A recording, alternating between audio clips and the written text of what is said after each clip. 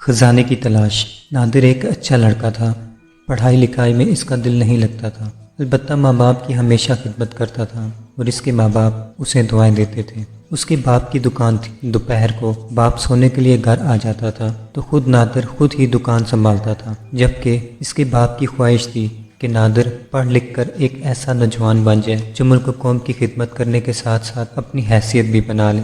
باپ اکثر اسے نصیحت کرتا تھا، لیکن نادر کا پڑھنے میں دل نہیں لگتا تھا۔ وہ کہتا تھا، ابا آپ مجھے دکان سنبھالنے دیں، ہماری اتنی اچھی آمدنی ہو جاتی ہے، ابھی آپ یہ دکان سنبھال رہے ہیں، جب آپ بوڑھے ہو جائیں گے تو میں اسے سنبھال لوں گا۔ باپ ٹھنڈی سانس لے کر خاموش ہو جاتا۔ نادر اپنے دوستوں کے ساتھ بیٹھا ہوا تو کہتا کہ یارو تم دیکھ لینا، میں ایک دن بہت بڑا آدمی بن جاؤں گا۔ نادر راتوں کو طرح طرح کے خواب دیکھتا تھا۔ کبھی وہ دیکھ کہ وہ دکان پر بیٹھا ہے اور ایک بہت ہی قیمتی اور شاندار کار اس کی دکان کے آگے رکتی ہے۔ کار سے کچھ لوگ نیچے اترتے ہیں اور نادر سے کہتے ہیں کہ وہ تو ایک بہت بڑے آدمی کا بیٹا ہے اور بہت بڑی جائیداد وغیرہ کا مالک ہے، اس کو یہ دکاندار کہیں سے اغوا کر کے لے آیا تھا۔ اب وہ اپنے گھر واپس چلے گئے اور اپنے ماں باپ کی چھوڑی ہوئی جائیداد سنبھالے۔ یہ بعض نادر کے خواب ہوتے تھے جن میں وہ امیر و غریب بن جاتا تھا۔ پھر ایک رات اس نے ایک انوکھا خواب دیکھا۔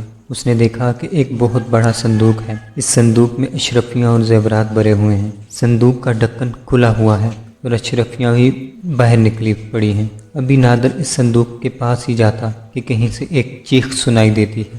وہ دیکھتا ہے کہ عجیب سا آدمی بھاگا ہوا خزانے کی طرف آ رہا ہے۔ اس نے بہت ہی عجیب لباس پہنا ہوا ہے اور اس کے ساتھ ایک بہت لمبا خنجر ہے۔ وہ اپنی پتلی پتلی ٹانگوں سے دوڑتا ہوا چلا آ رہا ہے اور اس کے چہرے کے تاثرات نہایت خونخوار ہیں۔ وہ خزانے کے پاس آ کر کھڑا ہو جاتا ہے اور ادھر ادھر دیکھتا ہے جیسے اسے کسی کی تلاش ہو۔ نادر چوری چوری چھپتا ہوا وہاں سے واپس چل پڑتا ہے۔ پھر دوسرے دن بھی یہی اور تیسرے دن بھی یہی خواب نادر کو نظر آیا تو وہ سوچنے لگا کہ یہ قصہ کیا ہے۔ تھوڑے سے فاصلے پر ایک نجومی بابا رہتے تھے جو ستاروں کا حال بتایا کرتے تھے۔ نادر ان کے پاس جا پہنچا۔ بابا صاحب، میں آپ سے اپنے خواب کی تعمیر معلوم کرنے آیا ہوں۔ کیا خواب ہے بیٹا؟ بابا صاحب نے سوال کیا اور نادر نے انہیں اپنے خواب کی تفصیل بتا دی۔ اگر یہ خواب تمہیں 7 دن نظر آئے تو پھر میرے پاس آ جانا، میں ستاروں سے ساری صورتحال معلوم کرنے کی کوشش کرتا ہوں۔ اور پھر ایسا ہی ہوا۔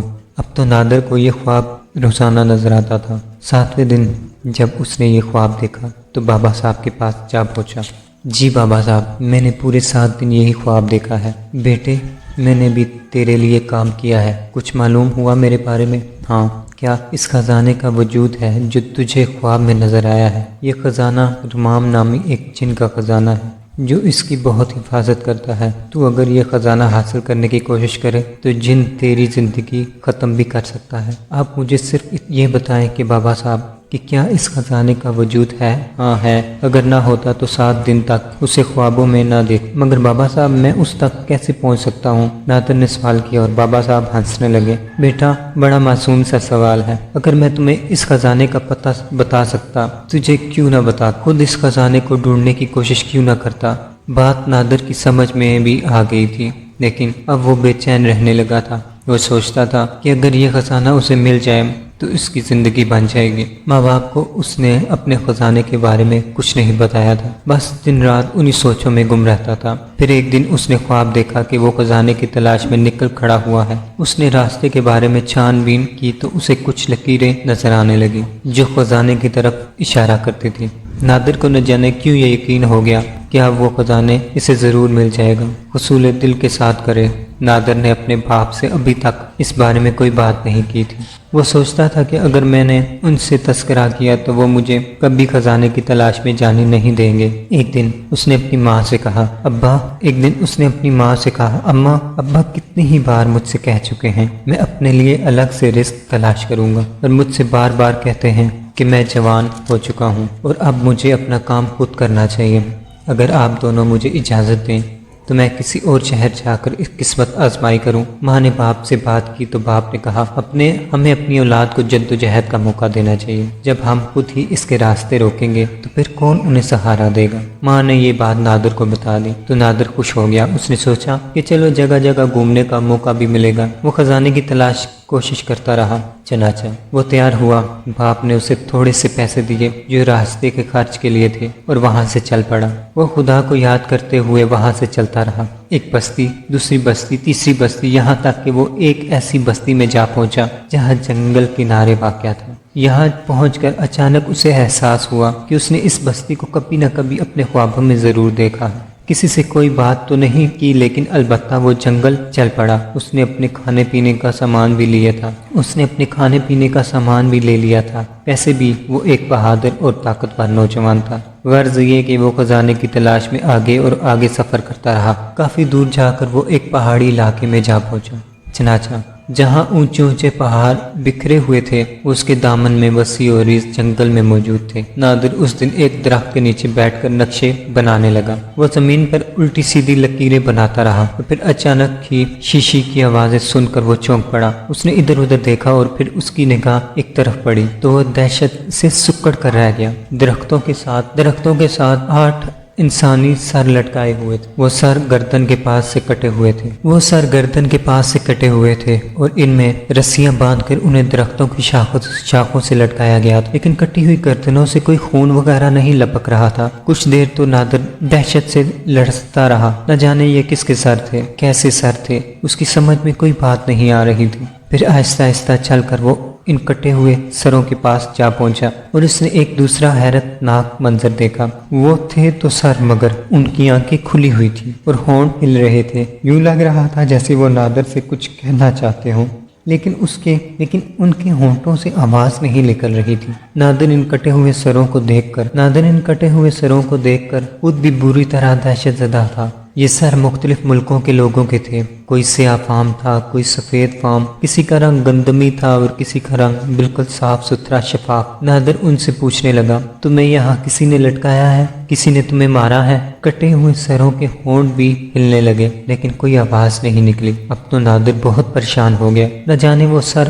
اسے کیا کہنا چاہتے تھے، نہ جانے وہ کس کے سر تھے، کس سے معلوم کروں، کیا پتہ چلے گا مجھے۔ نادر نے سوچا، ابھی وہ واپسی کے لیے مڑا ہی تھا کہ اس نے 2 عجیب و غریب پرندوں کو اس کی طرف آتے ہوئے دیکھا۔ پرندے بے حد خوبصورت تھے اور سب سے بڑی بات یہ تھی کہ وہ نادر سے چند گز کے فاصلے پر آ کر بیٹھ گئے تھے۔ نادر کو یوں لگ رہا تھا جیسے پرندے ان سے کچھ کہنا چاہتے ہوں۔ نادر تھوڑی دیر تک کچھ سوچتا رہا، پھر خود ہی بول پڑا، پیارے پرندوں، کیا تم مجھ سے کچھ کہنا چاہتے ہو؟ ہاں، کیا تم خزانے کی تلاش میں جا رہے ہو؟ ارے تمہیں کیسے معلوم؟ ہمیں معلوم ہے۔ ہرمان جن بہت ظالم ہے، وہ جنگلوں میں پرندوں کو مارتا رہتا ہے، اس کی خوراک ہم ہی لوگ ہیں۔ جنگل میں پرندوں کی تعداد بہت کم رہ گئی ہے اور ہم پرندے یہ چاہتے ہیں کہ کوئی ہرمان جن کو ختم کر دے، مگر ہم ابھی تک اس میں کامیاب نہیں ہو سکے۔ کیا تم مجھے بتا سکتے ہو یہ کٹے ہوئے سر کس کے ہیں؟ یہ سوال اس لیے کر رہا ہوں کیونکہ تم اسی جنگل کے باسی ہو۔ پرندوں نے افسوس بھرے لہجے میں کہا، ہاں، ہم بتا سکتے ہیں کہ یہ بد نصیب انسانوں کے سر ہیں جو ہرمان جن کے خزانے کی تلاش میں اسی جنگل میں آئے تھے، اور ہرمان نے انہیں ختم کر کے ان کے سر دنیا کو بتانے کے لیے لٹکا دیے کہ خزانے کے حصول کی کوشش کا یہ نتیجہ نکلتا ہے۔ اوہو، اس کا مطلب یہ ہے کہ ہرمان بہت ظالم ہے۔ ایسا ویسا، ہم تمہیں اس کے ظلم کی داستانیں سنائیں تو تم حیران رہ جاؤ گے۔ وہ بہت خوفناک شکل کا ہے اور فضاؤں میں گھومتا پھرتا ہے۔ اس کا لمبا سا خنجر انسانوں سے آسانی سے زندگی چھین لیتا ہے۔ نادر کو تھوڑا سا خوف محسوس ہوا تو پرندوں سے کہا، مگر چونکہ اب ضرورت پیش آ گئی ہے اس بات کی کہ ہرمان کو ختم ہونا چاہیے، ورنہ وہ جنگل کے تمام پرندوں کو ختم کر کے کھا جائے گا۔ وہ پرندوں کا گوشت کھانے کا بہت شوقین ہے، تو پھر یہ بتاؤ کہ میں اس سے مقابلہ کیسے کر سکتا ہوں؟ ہاں، خزانہ جس جگہ موجود ہے وہ ایک خوفناک پہاڑی علاقہ ہے اور وہ یہاں سے تھوڑے ہی فاصلے پر ہے۔ ہرمان وہی فضاؤں میں چکراتا رہتا ہے جہاں خزانے کے صندوق ہیں۔ وہاں سے کچھ فاصلے پر ایک پھولوں کا درخت ہے اور اس درخت کی جڑ میں ایک موتی دبا ہوا ہے۔ بس تم یہ سمجھ لو کہ ہرمان کی جان اس موتی میں ہے، اور وہ موتی اتنا خوبصورت ہے کہ کوئی بھی اسے حاصل کر کے توڑنے کو پسند نہیں کرتا، لیکن یہی بات اس کی موت کا سبب بن جاتی ہے۔ موتی کو تلاش کر کے اسے چور چور کر دو، ارمان ختم ہو جائے گا۔ ہاں، مگر اس جگہ کیسے جا سکتا ہوں؟ آؤ ہمارے پیچھے آ جاؤ، پرندوں نے کہا اور اپنی جگہ سے اڑ کر فضاؤں میں پہنچ گئے۔ نادر خاموشی سے ان کے پیچھے پیچھے چل پڑا تھا۔ پرندے نادر کی وجہ سے زیادہ تیزی سے پرواز نہیں کر رہے تھے، بلکہ کچھ آہستہ آہستہ جا رہے تھے۔ پہلی رات گزری اور دوسرے دن صبح کو وہ پھر وہاں سے چل پڑے۔ نادر خاموشی سے آگے بڑھتا رہا تھا۔ اسے اپنے ان رہنما پرندوں کو دیکھ کر بڑی خوشی ہو رہی تھی، یہاں تک کہ ایک بھیانک پہاڑی علاقہ آ گیا اور پرندوں نے بتایا کہ نادر وہ جگہ آ چکی ہے، وہ سامنے تم جو پھولوں کا ایک گنج دیکھ رہے ہو، بس وہاں پہنچ جاؤ، خدا تمہاری مدد کرے۔ ہرمان کے آنے سے پہلے تم وہ موتی نکال کر اپنے قبضے میں لے لینا، کیا سمجھے؟ ٹھیک ہے، نادر نے کہا، اور پھر وہ اللہ کا نام لے کر پھولوں کے اس گنج کی جانب بڑھ گیا۔ بڑے خوشنما پھول کھلے ہوئے تھے، لیکن حیرانی کی بات یہ تھی کہ پھولوں کی پتیوں سے خون ٹپک رہا تھا۔ نادر سمجھ گیا، ان پھولوں سے خون ٹپکایا ہے، وہ کسی کو یہاں آنے سے روکنے کے لیے ڈرانا چاہتا ہے۔ لیکن نادر خدا کا نام لے کر پھولوں کے اس گنج کے پاس جا پہنچا، پھر اس نے پوری قوت سے پھولوں کے اس کنج کو زمین سے اکھاڑ لیا۔ نیچے ایک انتہائی خوبصورت موتی رکھا ہوا تھا۔ حقیقتاً یہ موتی ایسا ہی تھا کہ اسے دیکھ کر انسانی مقصد کو بھول جائے کہ وہ یہاں کس مقصد کے تحت آیا تھا۔ لیکن نادر نے اس موتی کو نکال کر اپنے قبضے میں لے لیا اور پھر وہ آہستہ آہستہ اس طرف بڑھنے لگا جہاں خزانے کے موجود ہونے کا امکان تھا۔ ایک جگہ پتھر کی یار میں اس نے خزانے کا وہ صندوق دیکھا جو لکڑی کا بنا ہوا تھا۔ نادر نے اس صندوق کو کھولا تو اس کی آنکھیں بند ہونے لگی۔ صندوق میں اشرفیاں بری ہوئی تھی اور اس کے ساتھ ساتھ یہ دوسرے جواہرات بھی ادھر ادھر تیزی سے روشنی پھیل رہی تھی، اور اس کے ساتھ ساتھ ہی دوسرے جواہرات بھی ادھر ادھر تیز روشنی پھیل گئی تھی۔ اچانک ہی فضا میں ایک خوفناک آواز سنائی دی، اور اس کے بعد نادر نے فضا میں ایک جن کو آتے ہوئے دیکھا۔ یہ جن واقعی انتہائی خوفناک تھا، لمبا ترنگا عجیب سا لباس پہنے ہوئے، سر پر اس نے کوئی کپڑا باندھا ہوا تھا۔ وہ جلدی سے نیچے آیا اور دھاڑتا ہوا بولا، کون ہے جس نے میرے خزانے کے صندوق کو کھولا؟ میں اسے فنا کر دوں گا۔ کون ہے؟ یہ کہہ کر اس نے لمبا سا خنجر نکال لی، خزانے کے کھلے ہوئے صندوق کے اوپر پاؤں رکھ کر کھڑا ہو گیا اور بری طرح پھنکا رہا تھا۔ ادھر نادر موتی کو ہاتھ میں دبائے اس کا منتظر تھا کہ جن کی چیخ چنگاڑ ختم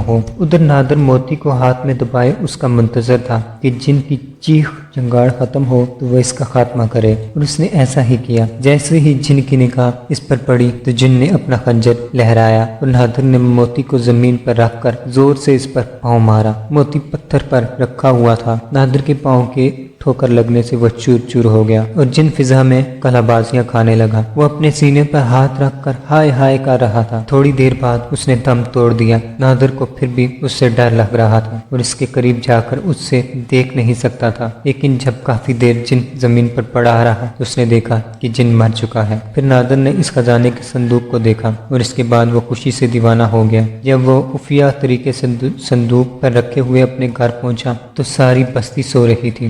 اس نے وہ صندوق اپنے گھر کے ایک حصے میں رکھ دیا اور خود بھی جا کر ایک پلنگ پر لیٹ گیا۔ نادر کی ماں اور باپ کو پتہ نہیں تھا کہ نادر واپس آ گیا ہے، لیکن صبح کو جب انہوں نے اپنے بیٹے کو دیکھا تو خوشی سے چیخنے لگے، ہاں ہمارا بیٹا واپس آ گیا۔ نادر نے ماں باپ کو اپنا خزانہ دکھایا تو ماں باپ کی آنکھیں چمکنے لگی۔ بیٹا یہ ہمارا ہے؟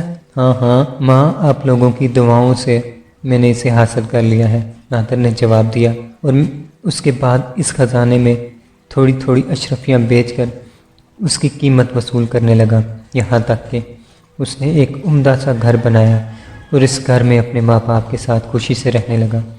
ماں باپ اب اس کی شادی کی فکر میں تھے، اس کے لیے لڑکی کی